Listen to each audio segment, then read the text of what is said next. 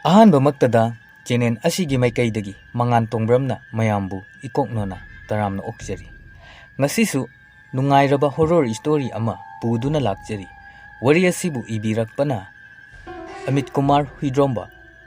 ꯋꯥꯔꯤ ꯑꯁꯤꯒꯤ ꯃꯃꯤꯡꯅ ꯂꯨꯍꯣꯡꯕ ꯍꯜꯂꯛꯄ꯫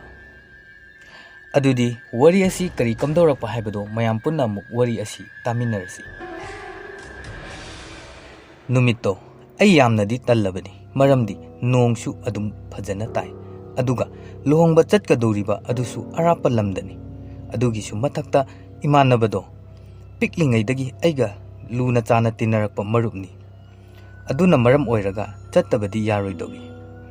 ꯑꯗꯨꯕꯨ ꯄꯨꯝꯖꯥꯗꯣ ꯐꯩꯖꯣꯝꯕꯣ ꯇꯧꯗꯧꯗꯣ ꯑꯩꯗꯤ ꯇꯁꯦꯡꯅ ꯇꯜꯂꯝꯃꯤ, ꯅꯣꯡ ꯇꯥꯕꯅꯤꯅ꯫ ꯑꯗꯨꯕꯨ ꯆꯠꯇꯕꯗꯤ ꯌꯥꯗ꯭ꯔꯕꯅꯤꯅ ꯑꯩ ꯎꯄꯥꯏ ꯂꯩꯇꯅ ꯑꯗꯨꯝ ꯂꯣꯏꯁꯤꯜꯂꯦ꯫ ꯃꯇꯝꯗꯨ ꯅꯨꯃꯤꯠ ꯌꯨꯡꯈꯠꯂꯛꯄ ꯃꯇꯝ ꯄꯨꯡ 12 ꯈꯤꯇꯪꯗꯤ ꯍꯦꯜꯂꯦ꯫ ꯏꯃꯥꯟꯅꯕ ꯈꯔ ꯄꯥꯎ ꯐꯥꯎꯅꯔꯕ ꯀꯥꯟꯗꯁꯨ ꯑꯩ ꯂꯧꯕ ꯂꯥꯛꯂꯒꯦ, ꯂꯣꯏꯁꯤꯜꯂꯝꯃꯣ ꯍꯦꯛ ꯍꯥꯏꯔꯛꯑꯦ꯫ ꯑꯗꯨꯅ ꯑꯗꯨꯝ ꯐꯔꯦ ꯍꯥꯏꯗꯨꯅ ꯑꯩ ꯉꯥꯏꯔꯒ ꯂꯩꯔꯦ꯫ ꯂꯣꯏꯁꯤꯟꯕ ꯂꯣꯏꯔꯒ ꯂꯥꯏꯕꯛ ꯐꯕꯗꯩ ꯅꯣꯡꯗꯤ ꯍꯥꯡꯈ꯭ꯔꯦ, ꯑꯗꯨꯕꯨ ꯃꯪꯗꯤ ꯃꯪꯂꯤ꯫ ꯑꯁꯨꯝꯅ ꯉꯥꯏꯗꯨꯅ ꯂꯩꯔꯤꯉꯩ ꯉꯔꯥꯡ ꯑꯩꯅ ꯃꯪꯈꯤꯕ ꯃꯪꯗꯣ ꯐꯠ ꯍꯦꯛ ꯅꯤꯡꯁꯤꯡꯂꯛꯏ꯫ ꯃꯪꯗꯨꯗ ꯑꯩꯁꯦ ꯌꯥꯝꯅ ꯋꯥꯔꯝꯕꯅꯤ꯫ ꯀꯣꯛꯅꯗꯤ ꯀꯇꯨꯀꯔꯟꯗ ꯈꯜꯂꯒ ꯂꯩꯕꯅꯤꯅ ꯃꯪꯗꯨꯁꯨ ꯑꯍꯥꯟꯕꯗ ꯊꯣꯛ ꯊꯥꯛꯀꯤ ꯃꯪꯅ ꯍꯥꯟꯅ ꯃꯪꯂꯛꯏ꯫ ꯑꯩꯁꯦ ꯌꯨꯝꯗ ꯁꯨꯝ ꯂꯩꯔꯝꯕꯗꯩ ꯑꯍꯧꯕ ꯃꯈꯣꯟ ꯇꯥꯔꯛꯈꯤ꯫ ꯃꯗꯨꯗ ꯌꯨꯝꯗꯩ ꯊꯣꯛꯇꯨꯅ ꯌꯦꯡꯉꯨꯕꯗꯗꯤ ꯅꯨꯃꯤꯗꯥꯡꯒꯤ ꯃꯇꯝꯗꯣ ꯑꯇꯤꯌꯥꯗꯤ ꯅꯣꯡ ꯅꯨꯃꯤꯠ ꯐꯥꯛꯄꯗꯧꯅ ꯃꯩꯉꯥꯜꯅ ꯄꯨꯡꯉꯥꯟ ꯉꯥꯜꯂꯝꯂꯦ꯫ ꯃꯗꯨ ꯑꯦꯂꯤꯌꯟꯅ ꯂꯥꯟꯗꯥꯔꯛꯄꯒꯤ ꯑꯣꯏꯔꯝꯃꯤ꯫ ꯑꯁꯨꯝꯅ ꯑꯩ ꯌꯥꯝ ꯋꯥꯅ ꯀꯣꯏꯆꯦꯟ ꯆꯦꯜꯂꯝꯃꯤ, ꯑꯗꯨꯕꯨ ꯈꯪꯍꯧꯗꯅ ꯑꯩꯅ ꯑꯁꯨꯛꯄ ꯎꯃꯪ ꯑꯃꯗ ꯆꯦꯟꯁꯤꯟꯗꯨꯅ ꯂꯣꯠꯂꯨꯕ ꯃꯐꯝꯗꯣ ꯌꯥꯝꯅ ꯇꯝꯅꯕ ꯃꯐꯝ ꯑꯣꯏꯔꯝꯃꯤ꯫ ꯑꯩꯅ ꯍꯦꯛ ꯂꯣꯠꯂꯨꯏꯗꯨꯁꯨ ꯈꯔ ꯍꯦꯟꯅ ꯁꯨꯛꯆꯤꯟꯕ ꯁꯨꯔꯨꯡꯒꯨꯝꯕ ꯃꯐꯝ ꯑꯃ ꯑꯣꯏꯔꯝꯃꯤ꯫ ꯃꯗꯨꯗꯗꯤ ꯄꯨꯝꯃꯝ ꯍꯦꯛ ꯃꯝꯂꯦ, ꯀꯔꯤꯁꯨ ꯎꯗ꯭ꯔꯦ ꯍꯥꯏꯕꯅꯤ꯫ ꯇꯨꯃꯤꯟꯅ ꯌꯥꯝꯅ ꯄꯥꯈꯠꯅ ꯂꯩꯔꯤꯉꯩ ꯁꯨꯔꯨꯡꯒꯤ ꯃꯅꯨꯡꯂꯣꯝ ꯊꯝꯕ ꯁꯥꯏꯠꯇꯨꯗ ꯀꯅꯥꯒꯨꯝꯕ ꯑꯃ ꯅꯥꯍꯦꯔꯛꯄꯒꯤ ꯃꯈꯣꯟ ꯇꯥꯔꯛꯏ꯫ ꯑꯩꯅ ꯈꯜꯂꯨꯕꯅ ꯑꯩꯒꯨꯝꯕ ꯂꯥꯟꯖꯦꯜꯂꯛꯄ ꯑꯃ ꯂꯣꯠꯂꯤꯕ꯭ꯔꯥ ꯈꯜꯂꯨꯏ, ꯑꯗꯨꯕꯨ ꯃꯗꯨꯃꯛꯇꯤ ꯅꯠꯂꯝꯗ꯭ꯔꯦ꯫ ꯇꯞꯅ ꯇꯞꯅ ꯅꯥꯍꯦꯔꯝꯕꯗꯩ ꯑꯃꯨꯛ ꯈꯪꯂꯥꯎ ꯂꯥꯎꯗꯨꯅ ꯀꯟꯅꯁꯨ ꯅꯣꯛꯂꯛꯏ꯫ ꯑꯗꯨꯒ ꯃꯄꯥꯟꯂꯣꯝꯗꯁꯨ ꯃꯨꯔꯨꯝ ꯉꯥꯡꯕ ꯑꯃꯨꯕ ꯑꯃꯈꯛꯅ ꯁꯨꯔꯨꯡꯒꯤ ꯃꯄꯥ ꯑꯗꯨ ꯂꯥꯟꯊꯣꯛ ꯂꯥꯟꯁꯤꯟ ꯁꯥꯟꯅꯔꯛꯏ꯫ ꯑꯩ ꯑꯗꯨꯛꯀꯤ ꯃꯇꯤꯛ ꯀꯤꯔꯦ꯫ ꯀꯤꯔꯤꯉꯩ ꯃꯊꯛ ꯑꯁꯤꯗ ꯑꯃꯨꯕ ꯑꯗꯨ ꯁꯨꯔꯨꯡꯒꯤ ꯍꯦꯛ ꯊꯣꯡꯖꯤꯟꯗꯨꯗ ꯂꯦꯞꯇꯨꯅ ꯂꯩꯈ꯭ꯔꯦ꯫ ꯃꯄꯥꯟꯗ ꯊꯣꯛꯏꯕ ꯃꯩꯉꯥꯟ ꯑꯗꯨꯅ ꯑꯃꯨꯛ ꯈꯥꯛꯂꯛꯄꯗ ꯃꯍꯥꯛꯀꯤ ꯐꯤꯕꯝ ꯑꯗꯨ ꯖꯔ ꯆꯪꯁꯤꯜꯂꯛꯏ꯫ ꯑꯗꯨꯒ ꯃꯨꯁꯤꯟ ꯃꯨꯕ ꯈꯨꯖꯤꯟ ꯌꯥꯝꯅ ꯁꯥꯡꯕ ꯑꯗꯨꯅꯁꯨ ꯑꯃꯨꯛ ꯑꯩꯕꯨ ꯄꯥꯏꯒꯗꯕꯒꯤ ꯖꯔ ꯊꯤꯡꯖꯤꯜꯂꯛꯏ꯫ ꯃꯗꯨꯗ ꯑꯩ ꯀꯤꯔꯗꯨꯅ ꯃꯅꯤꯡꯗ ꯍꯜꯂꯤ, ꯑꯗꯨꯕు ꯈꯪꯍꯧꯗꯅ ꯑꯩꯒꯤ ꯅꯪꯒꯜ ꯑꯁꯤꯅ ꯊꯣꯠ ꯂꯥꯎꯕ ꯑꯃ ꯌꯩꯁꯤꯜꯂꯨꯏ꯫ ꯑꯗꯨꯒ ꯑꯩꯒꯤ ꯍꯦꯛ ꯂꯦꯡꯖꯨꯝ ꯑꯁꯤꯗ ꯀꯥꯔꯨꯝ ꯇꯧꯔꯕ ꯅꯨꯄꯤ ꯑꯃꯒꯤ ꯃꯃꯥꯏ ꯊꯥꯡꯖꯤꯜꯂꯛꯇꯨꯅ ꯑꯩꯉꯣꯟꯗ ꯏ ꯊꯛꯀꯦ ꯍꯥꯏꯔꯛꯄꯗꯨꯗꯤ ꯑꯩ ꯈꯪꯄ꯭ꯔꯦꯛ ꯈꯪꯂꯗꯨꯅ ꯀꯟꯅ ꯂꯥꯎꯏ꯫ ꯑꯗꯨꯒ ꯃꯈꯨꯠꯇꯨꯅ ꯑꯩꯒꯤ ꯆꯤꯟꯁꯦ ꯈꯨꯝꯖꯤꯜꯂꯒ ꯃꯌꯥ ꯑꯁꯥꯡꯕ ꯄꯥꯟꯕ ꯑꯗꯨꯅ ꯑꯩꯒꯤ ꯉꯛꯁꯝꯁꯤꯗ ꯀꯟꯅ ꯆꯤꯛꯁꯤꯜꯂꯛꯏ꯫ ꯃꯇꯝꯗꯨꯗ ꯑꯩ ꯑꯗꯨꯝ ꯃꯪꯂꯥꯛꯅꯔꯕꯅꯤ, ꯑꯗꯨꯕꯨ ꯅꯣꯡꯉꯥꯜꯂꯝꯗꯥꯏ ꯑꯣꯏꯕꯅꯤꯅ ꯏꯃꯥꯅ ꯊꯦꯡꯅꯕꯗꯩ ꯑꯗꯨꯝ ꯍꯧꯗꯣꯔꯛꯑꯦ꯫ ꯑꯩ ꯃꯤꯀꯞ ꯊꯣꯔꯛꯄꯗ ꯑꯗꯨꯛꯀꯤ ꯃꯇꯤꯛ ꯅꯨꯡꯉꯥꯏꯕꯗꯧꯅ ꯇꯧꯏ, ꯑꯗꯨꯕꯨ ꯉꯛꯁꯝ ꯑꯁꯤꯗꯤ ꯑꯗꯨꯃꯛ ꯅꯥꯕꯣꯏ ꯂꯥꯛꯄꯣꯏ ꯇꯧꯗꯨꯅ ꯂꯩꯔꯝꯃꯤ꯫ ꯋꯥꯈꯜ ꯑꯁꯤ ꯈꯟꯅ ꯂꯩꯔꯤꯉꯩ ꯊꯣꯡꯒꯥꯜꯗ ꯏꯃꯥꯟꯅꯕ ꯂꯥꯛꯄꯩ ꯍꯣꯔꯣꯟ ꯈꯣꯡꯂꯛꯏ꯫ ꯑꯗꯨꯗꯩ ꯑꯩ ꯑꯗꯨꯝ ꯊꯣꯛꯂꯦ꯫ ꯂꯝꯕꯤꯗ ꯆꯠꯅ ꯋꯥꯔꯤ ꯑꯁꯨꯝ ꯁꯥꯃꯤꯟꯅꯩ꯫ ꯑꯩꯅ ꯃꯈꯣꯏꯗ ꯍꯥꯏꯈꯤ, ꯅꯣꯡꯁꯤꯅ ꯍꯦꯛ ꯐꯔꯛ ꯇꯥꯍꯟꯗꯅꯕ ꯐꯤ ꯑꯉꯧꯕꯁꯦ ꯁꯦꯠꯇꯧꯒ ꯇꯜꯂꯦ꯫ ꯑꯩꯒꯤ ꯋꯥ ꯑꯗꯨ ꯇꯥꯔꯒ ꯄꯔꯤꯅ ꯑꯃꯨꯛ ꯍꯥꯏꯔꯛꯏ, ꯑꯗꯨꯅꯦ ꯑꯩꯁꯨ, ꯑꯗꯣ ꯅꯨꯄꯤ ꯃꯌꯨꯝꯗꯣ ꯂꯥꯞꯄꯤ ꯍꯥꯏꯗꯥꯏꯅꯦ? ꯕꯥꯔꯇꯣꯟꯗ ꯊꯥꯔꯤꯗꯨꯗꯤ ꯋꯥꯏꯊꯧꯗꯒꯤꯅꯤ ꯀꯩꯅꯣ꯫ ꯄꯔꯤꯅ, ꯀꯗꯣꯝꯗ ꯂꯩꯒꯦ ꯑꯗꯨꯕꯣ? ꯑꯁ, ꯍꯣꯔꯦꯟ ꯆꯠꯄꯗ ꯑꯗꯨꯝ ꯈꯪꯉꯣ, ꯑꯩꯅ ꯇꯥꯛꯄꯗ ꯅꯪ ꯈꯪꯉꯔꯣꯏꯕ꯫ ꯑꯗꯣ ꯈꯥꯎꯌꯩꯅꯦꯁꯨ ꯍꯥꯏꯕꯅꯤ꯫ ꯑꯗꯨꯗ ꯑꯩꯅ ꯃꯌꯨꯝ ꯌꯥꯝꯅ ꯄꯥꯅꯤꯡꯕꯖꯥꯠꯅꯤ ꯊꯣꯏꯕꯁꯤ꯫ ꯑꯗꯨꯅꯦ ꯑꯩꯁꯨ ꯐꯖꯅ ꯈꯪꯍꯧꯗꯦꯕ, ꯃꯁꯛꯇꯨꯒ ꯌꯥꯝ ꯃꯥꯟꯗꯦ ꯁꯨꯃꯥꯏꯅ ꯇꯧꯔꯛꯀꯅꯤ ꯀꯥꯏꯅ꯫ ꯄꯔꯤꯅ, ꯑꯗꯣ ꯉꯥꯏꯈꯣꯅꯦ, ꯀꯩꯗꯧꯔꯒꯦ ꯚꯥꯏ? ꯃꯣꯏ ꯂꯩꯀꯥꯏꯒꯤ ꯃꯪꯗꯣ ꯍꯦꯛ ꯇꯝꯅꯩ ꯀꯥꯏꯅ ꯍꯥꯏꯕꯗꯨꯕꯨ ꯐꯈ꯭ꯔꯖꯥꯠꯂꯣ? ꯑꯁ ꯍꯣꯔꯦꯟꯖꯨ ꯉꯥꯎꯔꯒ ꯊꯣꯔꯛꯄꯗ ꯇꯧꯔꯛꯑꯗꯤ ꯑꯩꯗꯤ ꯅꯤꯁꯥꯒ ꯂꯣꯏ ꯍꯟꯗꯧ ꯃꯥꯜꯂꯤꯕꯣ ꯚꯥꯏ ꯀꯥꯏꯗꯩꯅꯣꯍꯦ ꯍꯧꯖꯤꯛꯄꯨ ꯀꯥꯏꯗꯩ ꯕꯨꯠꯅꯣ ꯕꯨꯠ ꯀꯥꯏꯅ ꯕꯨꯠ ꯍꯥꯏꯗꯣ ꯂꯩꯇ꯭ꯔꯕꯅꯤ ꯕꯨꯠ ꯍꯥꯏꯗꯣ ꯑꯩꯅꯤꯀꯣ ꯍꯣꯏꯅꯦ ꯑꯗꯨꯕꯨꯗꯤ ꯅꯪꯕꯨꯗꯤ ꯕꯨꯠ ꯑꯗꯨꯝ ꯃꯥꯜꯂꯦ ꯅꯨꯡꯊꯤꯟꯗꯁꯨ ꯕꯨꯠ ꯀꯥꯏꯅ ꯅꯣꯛꯇꯅꯒꯁꯨ ꯇꯧꯔꯤꯌꯦ ꯍꯥꯟꯅꯅ ꯍꯥꯟꯅꯒꯤꯅꯤ ꯏꯕꯨꯡꯉꯣ ꯍꯥꯟꯅꯒꯤ ꯑꯣꯏꯔꯁꯨ ꯍꯧꯖꯤꯛꯇꯤ ꯕꯨꯠꯀ ꯂꯩꯇ꯭ꯔꯕꯅꯤꯀꯣ ꯑꯗꯣ ꯍꯣꯔꯦꯟ ꯀꯨꯏꯗꯤ ꯀꯨꯏꯔꯛꯀꯨꯝꯁꯤ ꯑꯩ ꯍꯩꯅꯗꯦꯕ ꯚꯥꯏ ꯑꯩꯅ ꯏꯍꯦ ꯀꯔꯤꯁꯨ ꯇꯧꯔꯣꯏ ꯋꯥꯅꯦ ꯅꯪ ꯌꯥꯝꯅ ꯀꯤꯔꯒꯅ ꯅꯪ ꯑꯗꯨꯝ ꯆꯠꯀꯦꯁꯨ ꯆꯠꯂꯝꯃꯣ ꯑꯩ ꯑꯇꯩꯒ ꯂꯥꯛꯃꯤꯟꯅꯍꯧꯒꯦ ꯄꯔꯤꯅ ꯌꯥꯔꯦꯍꯦ ꯅꯪꯁꯨ ꯐꯥꯒꯤꯒ ꯇꯧ ꯌꯥꯗ꯭ꯔꯕꯣ ꯑꯁ ꯌꯥꯔꯦꯗ ꯅꯪꯒꯤꯗꯣ ꯐꯥꯒꯤ ꯃꯥꯟꯗꯦ ꯑꯁꯦꯡꯕꯅꯦ ꯅꯪ ꯍꯟꯒꯦꯗꯤ ꯍꯜꯂꯝꯃꯣ ꯑꯁꯨꯝꯅ ꯑꯩꯈꯣꯏ ꯑꯅꯤ ꯃꯔꯩ ꯌꯦꯠꯅꯗꯨꯅ ꯂꯥꯛꯏ ꯑꯗꯨꯒ ꯂꯨꯍꯣꯡꯐꯝ ꯌꯧꯔꯝꯗꯥꯏꯒꯤ ꯂꯩꯀꯥꯏꯒꯤ ꯃꯃꯥꯡ ꯑꯗꯨ ꯌꯧꯁꯤꯜꯂꯛꯏ ꯃꯇꯝꯗꯨ ꯌꯧꯔꯛꯄꯗꯗꯤ ꯑꯩꯁꯨ ꯀꯤꯊꯤ ꯀꯤꯔꯨꯝꯗꯤ ꯇꯧꯏ ꯐꯅ ꯏꯃꯥꯟꯅꯕꯗꯨꯅ ꯋꯥꯊꯤ ꯉꯥꯡꯖꯔꯁꯨ ꯊꯥꯏꯅ ꯆꯍꯤ 7-9ꯒꯤ ꯃꯃꯥꯡꯗ ꯃꯪ ꯑꯁꯤꯒꯤ ꯋꯥꯔꯤ ꯀꯌꯥꯃꯔꯨꯝ ꯑꯃ ꯑꯅꯛꯄꯗ ꯂꯩꯔꯤꯕ ꯈꯨꯟ ꯀꯌꯥꯁꯤꯅ ꯇꯥꯟꯅꯈ꯭ꯔꯕꯅꯤ ꯃꯗꯨꯒꯤ ꯃꯅꯨꯡꯗ ꯊꯦꯡꯅꯔꯛꯄꯩ ꯋꯥꯔꯤꯁꯨ ꯂꯤꯔꯤꯕꯅꯤ ꯑꯩꯈꯣꯏꯗ ꯑꯗꯨꯅ ꯑꯩ ꯏꯃꯥꯟꯅꯕꯁꯤꯗ ꯀꯤꯗꯕ ꯐꯅ ꯁꯥꯔꯁꯨ ꯑꯇꯟꯕꯗꯤ ꯑꯗꯨꯝ ꯄꯣꯛꯏ ꯑꯗꯨꯏꯁꯨ ꯃꯊꯛꯇ ꯑꯩꯒ ꯂꯥꯛꯃꯤꯟꯅꯔꯤꯕ ꯏꯃꯥꯟꯅꯕꯁꯤ ꯈꯔꯗꯤ ꯑꯗꯨꯝ ꯀꯤꯒꯜꯂꯤ ꯑꯗꯨꯅ ꯑꯩꯁꯨ ꯑꯃꯨꯛ ꯀꯤꯁꯤꯟꯕꯒꯤ ꯏꯇꯧꯁꯤ ꯎꯠꯊꯣꯛꯇ꯭ꯔꯕꯅꯤ ꯎꯠꯊꯣꯛꯎꯔꯗꯤ ꯃꯥ ꯍꯦꯟꯅ ꯐꯔꯛ ꯇꯥꯔꯅꯤ ꯊꯕꯛ ꯆꯠꯐꯝ ꯈꯪꯂꯔꯣꯏꯅ ꯍꯥꯏꯗ꯭ꯔꯕꯅꯤ ꯑꯗꯨꯒ ꯑꯃꯨꯛꯀ ꯍꯦꯟꯅ ꯐꯔꯛ ꯇꯥꯔꯛꯂꯤꯁꯤꯗꯤ ꯑꯩꯒꯤ ꯃꯪ ꯑꯗꯨ ꯇꯟꯖꯥꯁꯤꯗ ꯍꯦꯛ ꯅꯤꯡꯁꯤꯡꯂꯛꯏ ꯃꯇꯝꯗꯨꯗ ꯑꯩ ꯇꯨ ꯈ꯭ꯌꯥꯎ ꯂꯥꯎꯅ ꯆꯨꯡꯉꯤ ꯑꯗꯨꯕꯨ ꯑꯀꯤꯕꯗꯨꯗꯤ ꯈꯔ ꯃꯈꯩ ꯐꯅꯕꯅꯤ ꯍꯥꯏꯗꯨꯅ ꯋꯥꯔꯤ ꯑꯇꯣꯞꯄ ꯀꯌꯥ ꯑꯃ ꯂꯤꯁꯤꯜꯂꯦ ꯏꯃꯥꯟꯅꯕ ꯑꯗꯨꯁꯨ ꯈꯔ ꯃꯈꯩꯗꯤ ꯀꯤꯕꯗꯣ ꯐꯈ꯭ꯔ ꯃꯥꯜꯂꯦ ꯅꯣꯛꯇꯨꯅ ꯒꯥꯔꯤꯗꯨ ꯊꯧꯃꯤꯟꯅꯔꯛꯏ ꯃꯪ ꯃꯄꯥ ꯑꯗꯨ ꯍꯦꯛ ꯌꯧꯕꯒ ꯑꯩ ꯑꯃꯨꯛꯀ ꯍꯦꯟꯅ ꯇꯨ ꯆꯨꯡꯕ ꯄꯣꯛꯏ ꯑꯩ ꯏꯇꯣꯝꯇ ꯑꯃꯨꯛꯁꯨ ꯈꯜꯂꯤ ꯀꯔꯤꯅꯣ ꯇꯧꯔꯤꯁꯤꯕꯨ ꯑꯗꯨꯕꯨ ꯃꯪ ꯑꯗꯨ ꯍꯦꯛ ꯍꯦꯟꯗꯣꯔꯛꯑꯦ ꯈꯔ ꯈꯖꯤꯛ ꯍꯦꯟꯗꯣꯔꯛꯄꯒ ꯑꯩꯅ ꯁꯥꯏꯠ ꯒ꯭ꯂꯥꯁ ꯑꯗꯨꯗ ꯌꯦꯡꯉꯨꯕꯗꯗꯤ ꯃꯪ ꯑꯗꯨꯒꯤ ꯃꯄꯥ ꯆꯞ ꯆꯥꯅ ꯃꯤꯑꯣꯏ ꯑꯃꯈꯛ ꯂꯦꯞꯇꯨꯅ ꯑꯩꯈꯣꯏꯗ ꯌꯦꯡꯍꯧꯔꯤꯕꯗꯣ ꯎꯔꯛꯏ ꯃꯗꯨꯗ ꯑꯩ ꯈꯪꯄ꯭ꯔꯦꯛ ꯈꯪꯉꯤ ꯏꯃꯥꯟꯅꯕꯗꯨꯗ ꯇꯥꯞ ꯄꯥꯏ ꯑꯗꯨꯒ ꯑꯣꯟꯊꯣꯛꯇꯨꯅ ꯌꯦꯡꯉꯤ ꯃꯇꯝ ꯑꯗꯨꯗꯗꯤ ꯀꯅꯥꯁꯨ ꯂꯩꯔꯝꯗ꯭ꯔꯦ ꯑꯁꯨꯝꯅ ꯑꯩꯅ ꯑꯐꯤꯡ ꯑꯐꯥꯏ ꯑꯣꯏꯅ ꯇꯧꯕꯗ ꯏꯃꯥꯟꯅꯕꯗꯨꯅ ꯆꯤꯡꯅꯅ ꯍꯪꯉꯛꯏ ꯀꯩꯗꯧꯔꯒꯦ ꯚꯥꯏ ꯀꯩꯅꯣ ꯐꯔꯦ ꯍꯥꯏꯔꯛꯏꯗꯨꯕꯣ ꯀꯩꯁꯨ ꯇꯧꯗꯦꯗ ꯀꯩꯅꯣꯝ ꯌꯦꯡꯉꯝꯕꯅꯤ ꯀꯩ ꯌꯦꯡꯉꯤꯅꯣ ꯚꯥꯏ ꯄꯩꯁꯥ ꯃꯥꯟꯕ ꯑꯃ ꯇꯥꯍꯧꯕ ꯍꯜꯂꯒ ꯌꯦꯡꯉꯨꯁꯤꯔꯣ ꯌꯥꯔꯅꯤꯗ ꯄꯩꯁꯥ ꯅꯠꯇ꯭ꯔ ꯃꯥꯜꯂꯦ ꯏꯁ ꯑꯩꯉꯣꯟꯗ ꯈꯥꯏꯖꯤꯜꯂꯛꯏꯁꯤ ꯌꯦꯡꯉꯨꯅꯦ ꯑꯁꯨꯝꯅ ꯏꯃꯥꯟꯅꯕ ꯑꯗꯨꯗꯤ ꯀꯌꯥ ꯊꯣꯏꯅꯕꯨ ꯈꯜꯂꯨꯗ꯭ꯔꯦ ꯎꯍꯧꯗ꯭ꯔꯕꯅꯤꯅ ꯑꯗꯨꯕꯨ ꯑꯩꯗꯤ ꯈꯜꯂꯤ ꯀꯔꯤꯅꯣ ꯍꯥꯏꯅꯕꯒ ꯇꯧꯕꯒ ꯅꯨꯡꯊꯤꯟ ꯄꯣꯕꯣꯞꯁꯤꯗ ꯑꯩꯅ ꯎꯔꯤꯁꯤꯕꯨ ꯍꯥꯏꯅ ꯃꯈꯥ ꯇꯥꯕ ꯏꯃꯥꯟꯅꯕꯗꯨꯗ ꯑꯩ ꯀꯔꯤꯒꯨꯝꯕ ꯑꯃꯠꯇꯗꯤ ꯃꯁꯤꯒꯤ ꯃꯇꯥꯡꯗ ꯋꯥꯔꯤ ꯁꯥꯗ꯭ꯔꯤ ꯑꯗꯨꯕꯨ ꯋꯥꯈꯜꯗꯗꯤ ꯑꯗꯨꯝ ꯅꯤꯡꯁꯤꯡ ꯃꯥꯡꯖꯤꯡ ꯇꯧꯔꯤ ꯂꯨꯍꯣꯡꯐꯝ ꯌꯧꯔꯦ ꯀꯨꯏꯔꯦ ꯄꯨꯜꯂꯨꯗ꯭ꯔꯕ ꯊꯦꯡꯅꯔꯨꯗ꯭ꯔꯕ ꯏꯃꯥꯟꯅꯕ ꯀꯌꯥ ꯊꯦꯡꯅꯔꯤ ꯃꯗꯨꯗ ꯑꯩꯈꯣꯏ ꯅꯣꯛꯅ ꯈꯦꯅ ꯅꯨꯡꯉꯥꯏꯕ ꯐꯣꯡꯗꯣꯛꯅꯔꯤ ꯑꯗꯨꯕꯨ ꯑꯩꯗꯤ ꯑꯃꯨꯛ ꯉꯁꯥꯏ ꯑꯩꯅ ꯍꯥꯏꯐꯦꯠ ꯎꯈꯤꯕ ꯑꯗꯨ ꯍꯦꯛꯇ ꯅꯤꯡꯁꯤꯡꯂꯛꯏ ꯃꯗꯨꯅ ꯃꯔꯝ ꯑꯣꯏꯔꯒ ꯑꯩꯉꯣꯟꯗ ꯅꯨꯡꯉꯥꯏꯇꯕ ꯃꯨꯠ ꯑꯃ ꯊꯣꯔꯛꯍꯜꯂꯦ ꯑꯗꯨꯅ ꯃꯔꯝ ꯑꯣꯏꯔꯒ ꯑꯩꯒꯤ ꯋꯥꯈꯜ ꯑꯁꯤ ꯅꯨꯡꯉꯥꯏꯅꯕ ꯍꯣꯠꯅꯕꯗ ꯎꯄꯥꯏ ꯑꯃ ꯌꯦꯡꯉꯛꯄꯗ ꯄꯥꯟ ꯗꯨꯀꯥꯟ ꯑꯃꯗ ꯆꯠꯂꯨꯁꯤ ꯍꯥꯏꯗꯨꯅ ꯄꯔꯤ ꯏꯕꯥꯅꯤ ꯑꯃꯨꯛ ꯂꯥꯛꯏ ꯗꯨꯀꯥꯟꯗꯨꯗꯩ ꯆꯨꯔꯨꯞ ꯃꯆꯩ ꯑꯃꯃꯝ ꯇꯧꯔꯒ ꯑꯃꯨꯛ ꯊꯣꯔꯛꯂꯦ ꯑꯗꯨꯕꯨ ꯂꯩꯀꯥꯏꯒꯤ ꯑꯍꯜ ꯂꯃꯟ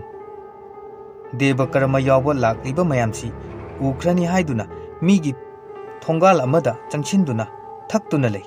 ꯃꯗꯨꯗ ꯄꯔꯤꯅ ꯑꯃꯨꯛ ꯑꯁꯨꯝꯅ ꯍꯥꯏꯔꯛꯏ ꯀꯩꯗꯧꯔꯒꯦ ꯚꯥꯏ ꯉꯁꯤꯗꯤ ꯆꯠꯇ꯭ꯔꯤꯉꯩꯁꯤꯗ ꯍꯨꯏꯁꯟ ꯈꯣꯡꯁꯦ ꯍꯥꯏꯔꯛꯏꯁꯤꯕꯣ ꯌꯥꯗ꯭ꯔꯣ ꯍꯥꯏꯁꯦ ꯌꯥꯏꯗ ꯑꯗ ꯌꯥꯝ ꯊꯥꯖꯗꯕ ꯑꯩꯅ ꯑꯃꯨꯛ ꯃꯈꯥ ꯇꯥꯏ ꯈꯪꯆꯤꯡ ꯆꯤꯡꯅꯤꯡꯉꯛꯄ ꯑꯗꯨꯏꯅꯦ ꯑꯁꯨꯝꯅ ꯍꯦꯛ ꯑꯩꯈꯣꯏ ꯑꯅꯤꯃꯛ ꯊꯣꯡꯒꯥꯜꯁꯤꯒꯤ ꯌꯨꯝꯂꯣꯟꯅꯕꯗ ꯍꯦꯛ ꯑꯣꯟꯁꯤꯜꯂꯨꯔꯦ ꯃꯗꯨꯗ ꯃꯪꯒꯣꯜꯗꯨꯗ ꯃꯈ꯭ꯋꯥꯡ ꯃꯦꯠꯇꯨꯅ ꯃꯤꯌꯥꯏ ꯆꯜꯂꯕꯤ ꯃꯧ ꯑꯗꯨꯅ ꯋꯥꯗꯤ ꯉꯥꯡꯗ ꯑꯀꯤꯕ ꯃꯤꯠꯌꯦꯡ ꯑꯃꯗ ꯆꯞ ꯇꯤꯡꯅ ꯂꯦꯞꯇꯨꯅ ꯑꯩꯈꯣꯏ ꯑꯅꯤꯗ ꯌꯦꯡꯗꯨꯅ ꯂꯩꯔꯝꯃꯤ ꯏꯕꯥꯅꯤ ꯈꯧꯇꯛ ꯆꯥꯕꯒ ꯂꯣꯏꯅꯅ ꯍꯥꯏꯐꯦꯠ ꯌꯦꯡꯅꯔꯒ ꯊꯣꯔꯛꯀꯦ ꯇꯧꯏ ꯃꯇꯝꯗꯨꯗꯁꯨ ꯏꯕꯥꯅꯤꯅ ꯉꯁꯥꯏ ꯃꯈꯩ ꯂꯩꯔꯝꯂꯤꯕ ꯖꯒꯥ ꯑꯁꯤꯗꯤ ꯏꯃꯨꯡꯁꯤꯒꯤ ꯂꯥꯏꯁꯪ ꯃꯆꯥ ꯑꯃ ꯁꯥꯔꯤꯕ ꯑꯗꯨꯒꯤ ꯍꯦꯛ ꯅꯥꯀꯟꯗ ꯑꯣꯏꯔꯝꯂꯦ ꯃꯗꯨꯇꯗ ꯒ꯭ꯌꯥꯟ ꯇꯥꯔꯛꯏ ꯅꯨꯄꯤꯗꯨꯅ ꯃꯨꯟꯅ ꯌꯦꯡꯉꯛꯏꯗꯨ ꯃꯐꯝ ꯆꯥꯗꯦ ꯍꯥꯏꯕ ꯑꯣꯏꯔꯝꯂꯦ ꯍꯥꯏꯅ ꯑꯗꯨꯕꯨ ꯑꯩꯗꯤ ꯍꯧꯖꯤꯛꯁꯨ ꯋꯥꯈꯜꯗ ꯀꯔꯤꯅꯣꯃꯗꯤ ꯑꯗꯨꯝ ꯈꯜꯂꯤ ꯉꯁꯥꯏ उरक्पा अदुगा हौजिक तौरिबा असि हेन्ना इंगोंददी चिंगनहल्लबनी हाइबदी हाइड्रे इमानबा अदुदा अदुदै इबानी अमुक लोंगफमदा चंगदुना ngaiak ngairaba matungda don jatra aduda bor jatra tawrakle garising adu lambi khubanina tapli tapli thawri amukshu ngasaina aina thengna rakhiba mayamnasu tamnaba mafam adu yoksilakle tapli tapli ga tawbane aidi yamna bu tallabani nongsu taakhibanina lambi dusu yamna di nungaite asumna sum thawrakpana mangmapa adu hek jorukpaga aikhoi gi gari adu start thok mut thokre ai amuk ke hena pakhatle swai fawu lawi amura anirak gari start tawnaba try tawbani adubu yadre manglom gi gari sing adudi tapna tapna phanabu yamna lapthokre aduga tungda lagliba gari sing adudi kaidawrabano haiduna horn adu hongna hongna khongai maduda tungdagi gari driver amaka thoraktuna kaidawrabano hangba changlai aikhoi gi driver aduga murum murum sonaduna gari adu kaida yadrino yengduna leiri adubu aidi khanjilluba tawdana mang aduda hekta yengthokli karimtabudi leite haibabu henna atanbadi poklabani asumna ngaihak leibadai tungda leiriba gari mayam singdu aikhoi loina hengatuna chatkhre aikhoi gari khak ngai hore gari driver aduna hairakpagi matung inna amukka illaga yengsi haibadai aikhoi manga mak kumthaduna gari du innaba tawi kudak asida engonda amuk wakhal amamuk thokrai madudi mangagi pungfam mangagi khongchat asi phatte tawheide haibadu fat amuk ningsinglai ai wakhal adubu kawthoknaba honai itomta khalli karino ngasi engonda fargiba wakhal mayam sibu haiduna laibak phabade gari adu start fawbadi hore adudai aikhoisu harawraduna chatlasi hainaduna gari du kakhale adubu aidi aigi wakhalsida kanagumba ama aikhoigi maraktai mangi mapa asida lehobagumna adum khalli aduna ai makhoida haidrasu mising suribra haiduna leiduna hek yengi subadi sure adubu wakhalsidadi kanagumba amadi lehore haibase adum khalli atei tominariba singdudi aiga kaya close oiba imanaba amatta nati pari khaktani khara close oina tinabasi asumna aikhoi amuk gari du thawbadi hawrakle adubu hek yeningluba haiduni back glass aduda ai amuk yengai tungda kamdauri haiduna matam sidasu lambi mayaida kanagumba ama lephobagumna khongfawbadang urai karino haiduna ai amuksu onthoktuna yengubani adubu kanasu hek amuk leramdi mingsel aduda mami karimtasu amuk taramdre ai wakhan henjinbadai mitta panguda ure khanjaki aduga aigi style aduda parisu chingnaraba mali karimta hangaktrasu magi mawong matawdo ai khangi driver adusu mawong ama itaw tawi aikhoina tongakpa driver ateiga khara khetnabadawna tawi atei aikhoina tongakpa gari mayamgi driver sing adudi yamna free frank oina noktuna kheduna chatmine adubu ngasigi sidi wasu ingangang de masaktusu saw-sawbadawna adum tawi amuk-amuksu phat-phat back glass tuda aikhoida yengduna hekta leirami madusu aigi hekta michane ai matamsida khangle madudi ai ngasidi numit yamna phattaba dasa taw haiba ma leire haibasi adubu asigumba matangsida aidi kari tawraga dasa langban fagani haiba makti khangdabanina wakhalda khanjai soibidabi sokpidabi haiduna pukningda chenna ima ipa amadi isorbu khurumjaduna asoi angam yawhanbinu haina khanjari lamga lapane pak hek yaude adubu leptana lakpanina yobadi yawri mafamdu chingyaga oiba mafamnina yamnadi faje aikhoisu gari de kumtharaga longfamda haifetti changami adubu pamfamdu khara pikpai jandre haiduna aikhoi khara group saduna sumthorai highway dudai kharadi changsinba mafamni aduna karino macharusi sum walking oina hainaduna aikhoi taruk taret tu thorakpani mafam dudi haidana kanadi atuki matik fajai lakminariba atei dudi photo reels pu yamna namnari adubu pari ibani di karimta tawde mafam sidasu khara khajik thorakpaga lekai gi mang adu amuk thengari ai amuk ka hena bit leiraktre kidum kirakpadai ai furit khawda maikhetu yauribra yengje yawbudi yawramli namdana ai akiba wakhalse kawthoknaba hotnaraga hotel amada aikoi pulup changi cha bora chaduna aikhoi wa noktuna leiri khangawdana ai mapan thongningai ai khantharuba tawdana hotel adudai phathori aduga hotel dugi maninglom thangba side aduda mapan thokpa lai maninglom adudi yamna su songi aduga jasanglakpa matam oirabani akiba kaya adudi harurabani adubu maning asi hek yaubatai asongba marak asida hogdongum uchigumbana khongduna chenkhibagi makhon thokpada ai swai amuk laurei adubu tinkang oiramni khandoktuna leire nakong sidadi hotel manungda sanariba wari singdu tari adubu khonjel singi marak aduda atopa yamna amukta tadriba hainadaba akiba khonjel amana ge noktuna ngangliba adu tarai maduda ai mapan thokphomga khangdakai sat hotel aduda changakpani aina hathu changakpa aduda mayamdu nokna phat aingonda yengai hotel fambi ine adusu yengai aduga parina ngai bai kaidorge prap thokraga amuk prap changi side kashi tawde da bai parina sanai he nangsu nisadi amuk makha tana cha bora do chare adubo aidi wakal do ollu yadre yamalaktaba aduda aina parida ingit tawi parisu ingit tu khangle aduna mafam asidai chaba thakpa loiraga thoroppada aikhoi ani asumna hainei bai ai ngasi se wakal se ipak pakchin bugum tawi macha matang pairusina parina makha muktare yaye ado swasidadi kadai daga leijana adudi kaim khalunu yu thakpambu leite haigadro swaisida chatnariba mayam sida dak hangbada adum khangjarani haina aikhoi ani koithi thiduna bender ama fangle mafamduda luhongfamdei kharadi lapthokle chanaba kharaga tawduna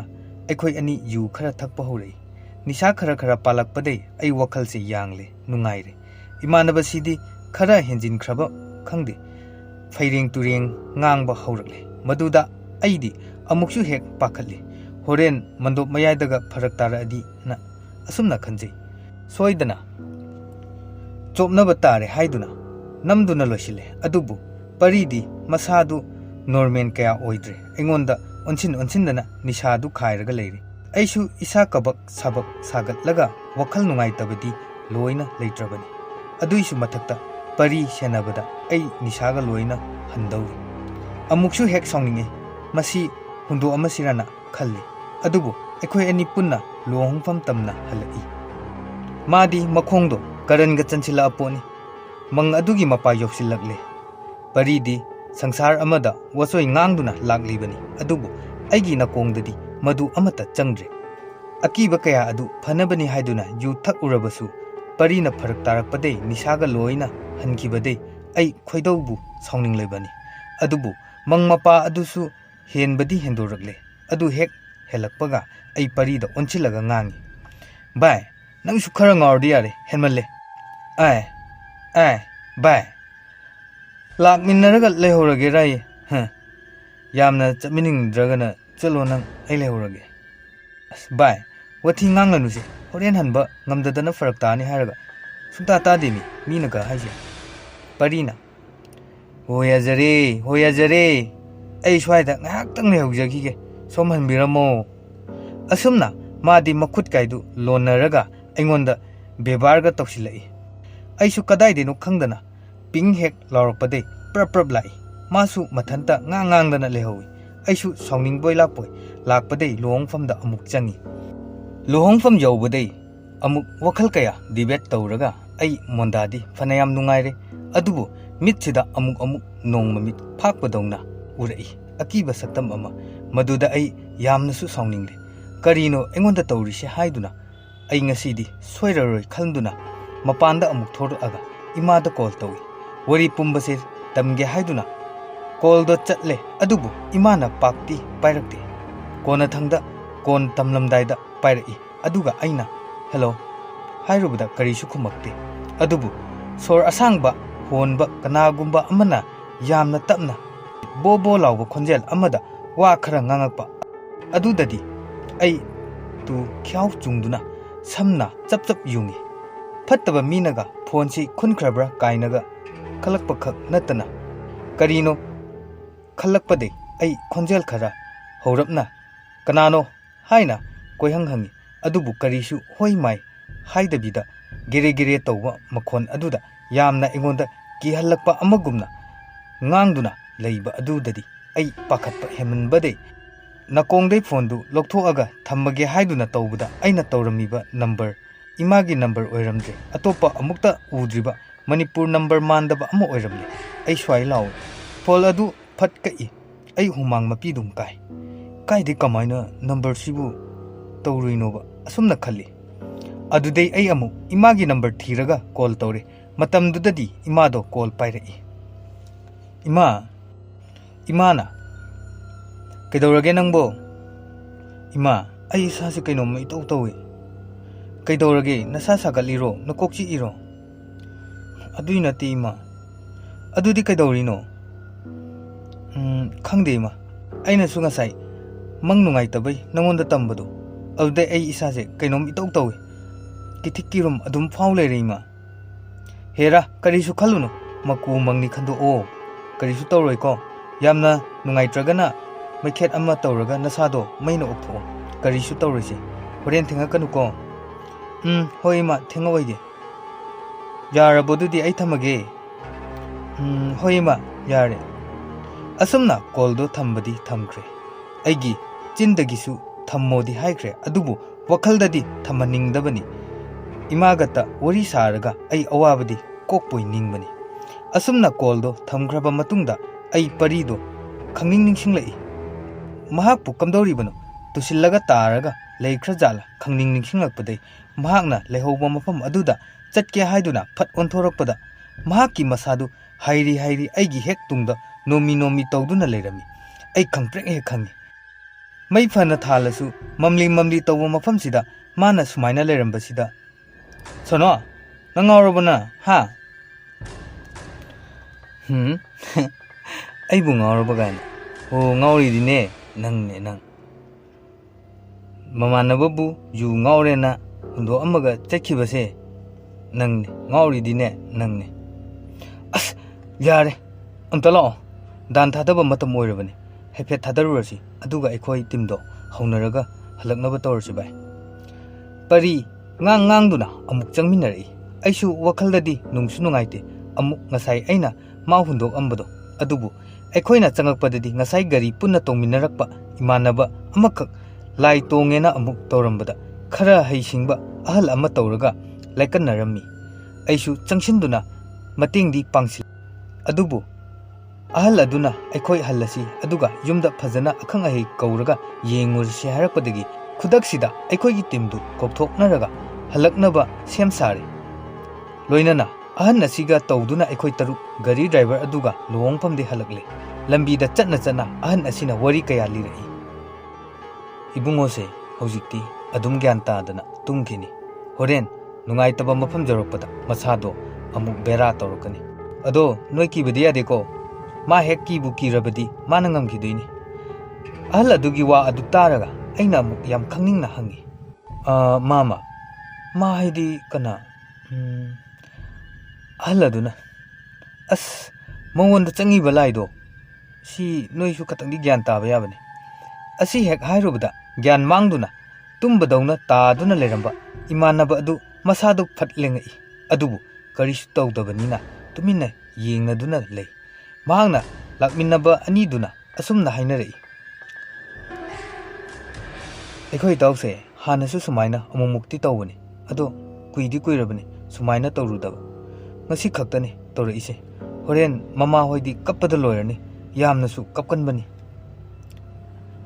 mamanaba adugi wa taraga lakminnaba moi anidugi marup atangna amu hairaklami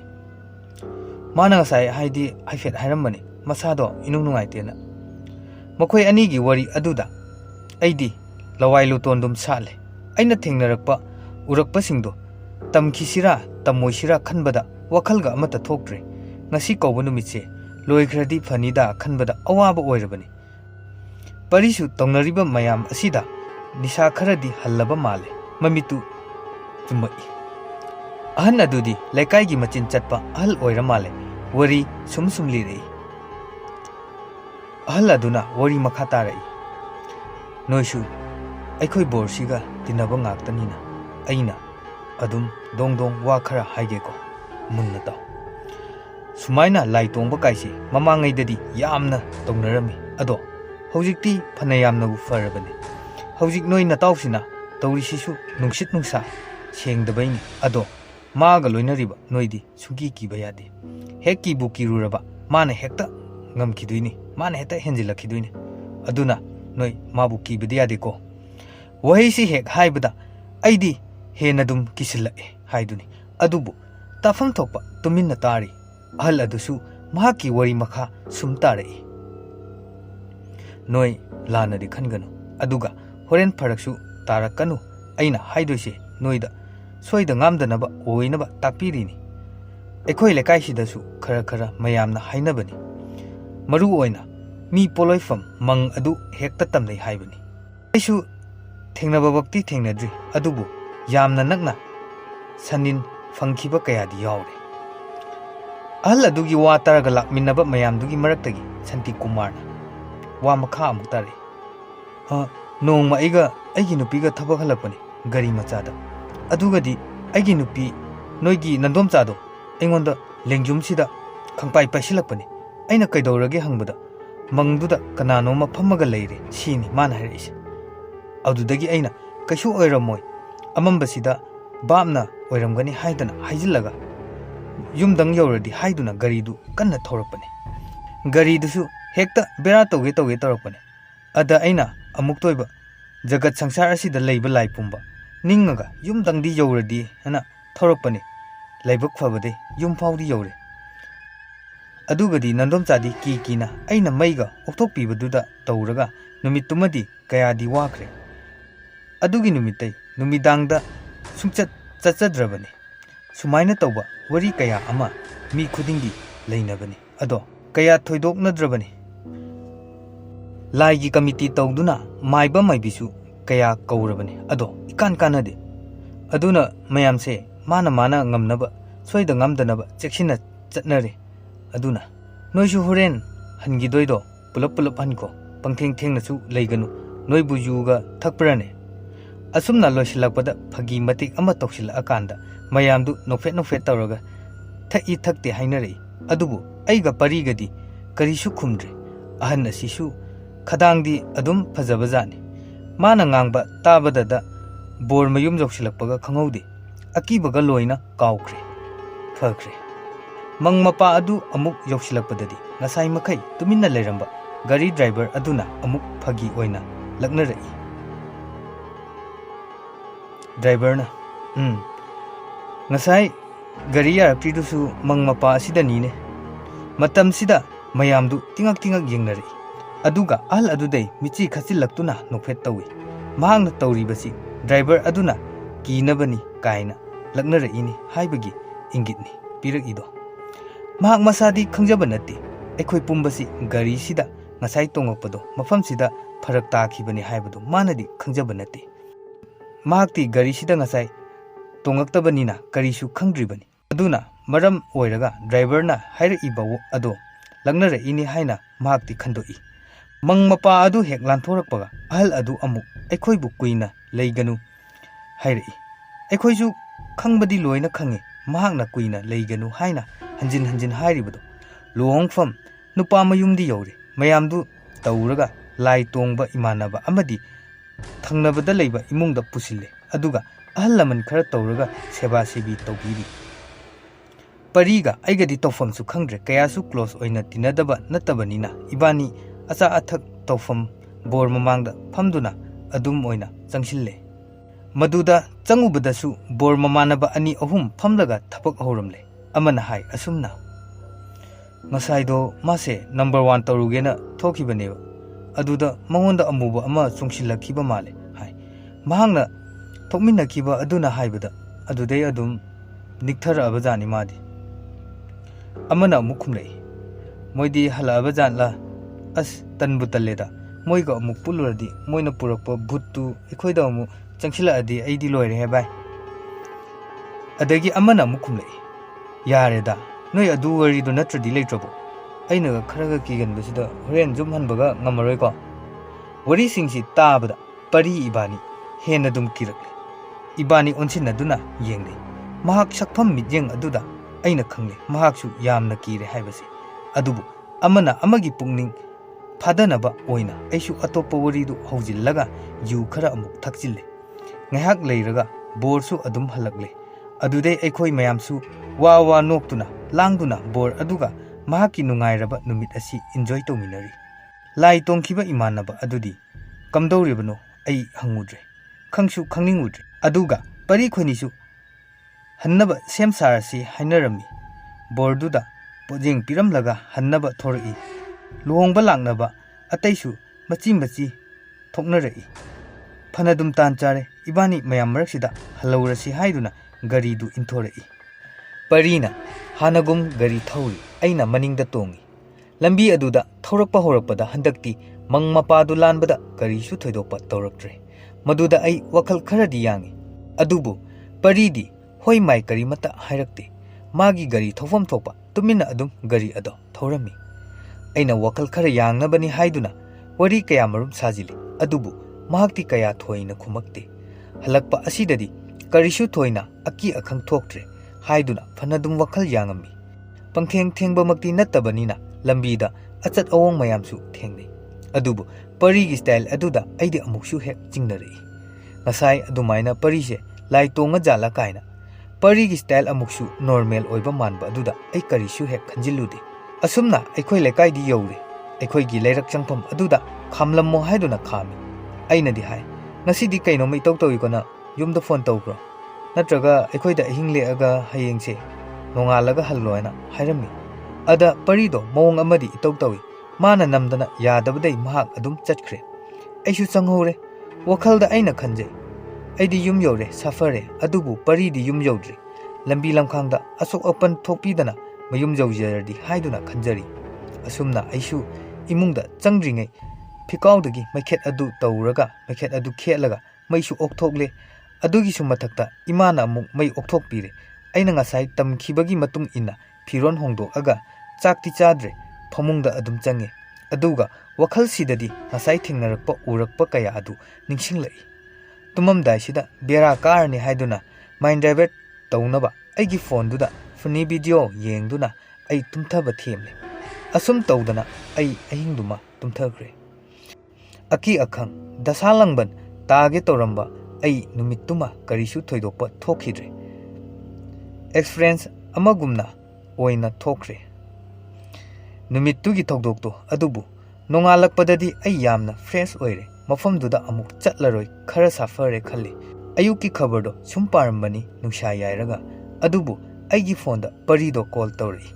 Kaidawrabano khana phone do paikhatlubani. Adubu pari oiramdre. Mahaki manawnupa adu oirame. Mahangna tamlakliba paw adu tabada ai isase jingjing lawbo makai tu khyau lawna chungki. Mitludagi su pirang tapna sintharai. Ai panthaba tawdana ai gari macha adu thawduna pari hoi tamna yamna thuna ai chatlammi. Pari hoida hek jawbagadi phingau setpa mayamgi marak aduda parigi mamadu yauri tengtha na kapli. Aina yawbadadi ku manungda yawramle aigi nuksiraba maruk pari ado. Manaw nupa aduna aibu kausinduna wari pumba ado aigi ifamda mahakna tamlammi. Ngarang ahing halakpada wa machet amata ngangdana magi phamungda changaga tumki. Minute 10 muk leiragadi amuktang kanna sor phungatpadawna lauramaga masadu thekallaki. Adudai baba hoi tawraga hospital da pubane. Ahingduda adum hospital jawbadadi dadado yadre. Adum na hairi. Postmortem tawraba matungda lakpa result aikhoi mayam pumnamak ngai. Hakchang asi 24 hour gi manungda sire aduga kaidawbai hojiktada pura ino hairaki. Matamduda baba hoi aikhoi mayamna wari pumbado tambane. Adubu doctor hoina su 24 hour gi manungda sire haina proof kaya udlaki iraki. Adum gyan tadana dadase puthara abane. Wari singse tabada ai koktaina tonfau tu chongba lepte. Ngarang aiga chapminna ruba langminna ruba kaya adu pari oiramdre. Kanagumba amagi thawai oiramlani haibase aina chap yungna khalle. Ngarang luhongba chatminnaba mahaki mawong matau kaya aduda ai chingdi chingnakhibani. Aduga ngasi tariba paw asina amukka hena aingonda akiu fawale. Imanaba adugidi aishu nungaitaba fawi mittagi makidamak maruptugidamak pirangdi leptana sinthara'i adubu aina ngarang chapminnaruriba pariduna karamba makhalgi parino engonda fawraiba jingnaba kaya akiba kaya asina engonda kari takninglibano haiba wakhalsida ai khonjel faw amata thoktana parigi hakchang yauriba ku asi lengjumda thangatuna thongal tamna thorakle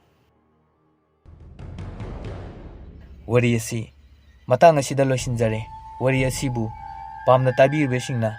wari asida soikiba lankiba kaya yaurabasu mayamna pukchen chawna ngakpiyo haina amukasu hana ikutlonaduna hajari